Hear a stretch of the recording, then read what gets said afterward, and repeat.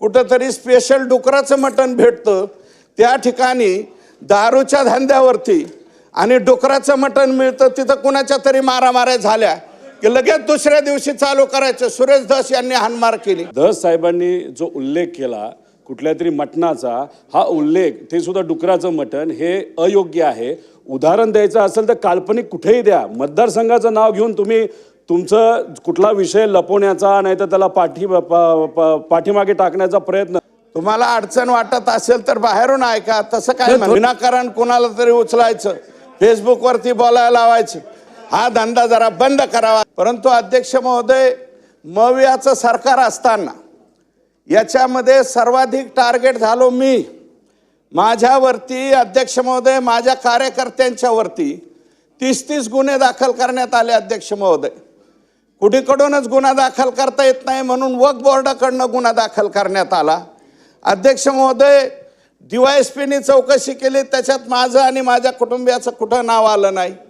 नंतर SCची म्हणजे additional कलेक्टरची, additional SPची चौकशी लावली, त्याच्यात काय आलं नाही. पुन्हा माननीय गृहमंत्री अनिल देशमुख साहेब असताना एक SIT नेमण्यात आली, याच्यात तरी सापडतोय का म्हणून SIT नेमली. अध्यक्ष महोदय, त्या SITमध्ये कुठेही माझं माझ्या कुटुंबियाचं नाव आलं नाही.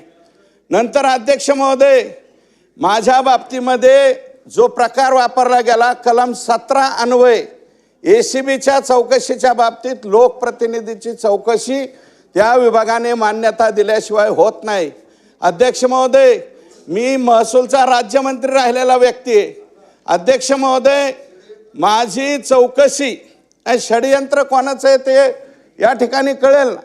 अध्यक्ष महोदय, बाळासाहेब थोरात साहेबांनी माझ्या विरोधातल्या या चौकशीला परवानगी दिली नाही. अध्यक्ष महोदय, याचा एक योग्य वापर माझ्या विरोधात करण्यात आला.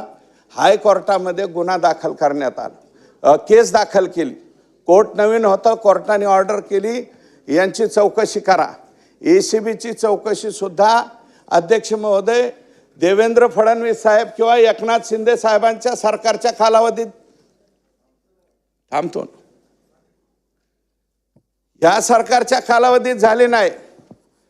माननीय उद्धव ठाकरे साहेब या राज्याचे मुख्यमंत्री असताना त्यांचा काही संबंध नव्हता, परंतु राष्ट्रवादीच्या लोकांनी ACBची चौकशी सुद्धा लावली. अध्यक्ष महोदय, ACBची सुद्धा चौकशी झाली, ओपन इन्क्वायरी झाली.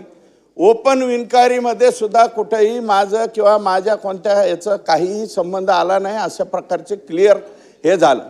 अध्यक्ष महोदय, जयंत पाटील सांगतायत ते काही लोक अहिल्यानगरच्या रोहितदादा पवारांच्या मतदारसंघामध्ये कुठंतरी स्पेशल डुकराचं मटण भेटतं, त्या ठिकाणी दारूच्या धंद्यावरती आणि डुकराचं मटण मिळतं, तिथं कुणाच्या तरी मारामाऱ्या झाल्या की लगेच दुसऱ्या दिवशी चालू करायचं. सुरेश धस यांनी हाणमार केली.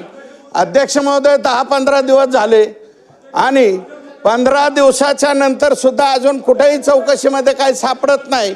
आणि उठायचं सुटायचं आणि इज्जती घ्यायच्या, अशा कोणाच्याही इज्जती घेण्याचा तुमचा संबंध नाही. आणि अध्यक्ष महोदय, 12 नाही रोहित दादा तुमचा हा रोहित दादांना बोलू द्या, मग बोलतो. बोला, त्यांना असेल तर बोलत. अध्यक्ष महोदय, माझ्या मतदारसंघाचं नाव या ठिकाणी अध्यक्ष महोदय घेतलं. अध्यक्ष महोदय, जामखेड ही भूमी पुण्यश्लोक अहिल्यादेवी होळकरांची जन्मभूमी आहे. संत श्री गीतेबाबांची ते कर्मभूमी आहे, संत श्री सीताराम बाबांची कर्मभूमी आहे. आणि इथं बोलत असताना धस साहेबांनी जो उल्लेख केला कुठल्या तरी मटणाचा, हा उल्लेख ते सुद्धा डुकराचं मटण हे अयोग्य आहे. उदाहरण द्यायचं असेल तर काल्पनिक कुठेही द्या. मतदारसंघाचं नाव घेऊन तुम्ही तुमचं कुठला विषय लपवण्याचा नाही तर त्याला पाठीमागे टाकण्याचा प्रयत्न कृपा करून होऊ नये. आणि हे जे काय बोललेत माझ्या मतदारसंघाबद्दल, तर ते जे काय आलं असेल ते डिलीट करावं अशी मी आपल्याला मागणी करतो. माझा तो मुद्दा नव्हता. अहिल्यादेवींचं, गोदड महाराजांचा मी सुद्धा त्या मतदारसंघामध्ये मी पण काम केलेलं आहे राष्ट्रवादीचा म्हणून. अध्यक्ष महोदय, बरं का, मला त्याच्याबद्दल म्हणायचं नाही, पण ज्या हॉटेलवरती, ठीक आहे, मी माझा शब्द परत घेतो. कोणता घेतलं ना, हा ते भेटतं तिथं, जिथं भेटतं तिथं मारामाऱ्या झाल्या. अध्यक्ष महोदय, त्या भागामध्ये कोणता एक देव आहे आणि तिथपासून रुई छत्तीशी पर्यंत सुरेशराव त्या विषय भागा- सुरेशराव विषय विषय मर्यादित आहे. मर्यादितच बोलतोय. लवकर घ्या.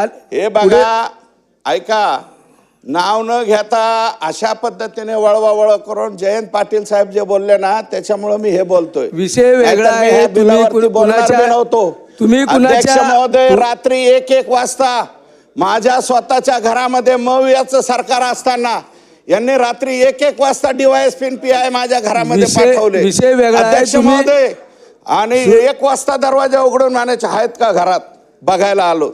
हे मवियाच्या सरकारामध्ये आम्ही अनुभवलेलं आहे. अध्यक्ष महोदय, यांनी फार चुकीच्या पद्धतीने वागणूक त्या कालावधीमध्ये दिली. कंगना राणावतचं घर पाडण्यापासून सगळ्यापर्यंत. अध्यक्ष ठीक महोदय, आहे, बिलाचा विषय उठून थोडक्यात. सुटून- हा या बिलाचा सुरेशराव- विषय बोलतो. या बिलामध्ये अध्यक्ष महोदय 7,43,000 हेक्टर जमीन मराठवाड्यातली मुक्त होणारे. अध्यक्ष महोदय, ही थोडी थोडकी जमीन नाही. आणि आमचा तर आग्रह असा आहे अध्यक्ष महोदय, हिंदू देवस्थान जमिनीवरती जे मदत मासच नाही, खिदमत मास सुद्धा ही जी नोंद आहे, या नोंदीच्या बाबतीत जे मस्जिद इनाम जमीन असेल त्याच्या बाबतीत ते ठेवावं.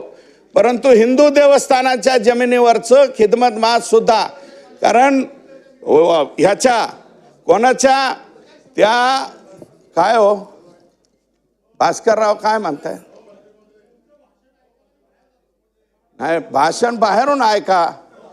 तुम्हाला अडचण वाटत असेल तर बाहेरून ऐका, तसं काय म्हणणं नाही. थोडक्यात सुरेशराव, थोडक्यात. अध्यक्ष महोदय, मी संपवतो. तर ह्या बाबतीमध्ये 7,43,000 हेक्टर जमीन आणि जवळपास 4.5 लाख हेक्टर जमीन ही खिदमत मासमध्ये अडकलेली आहे.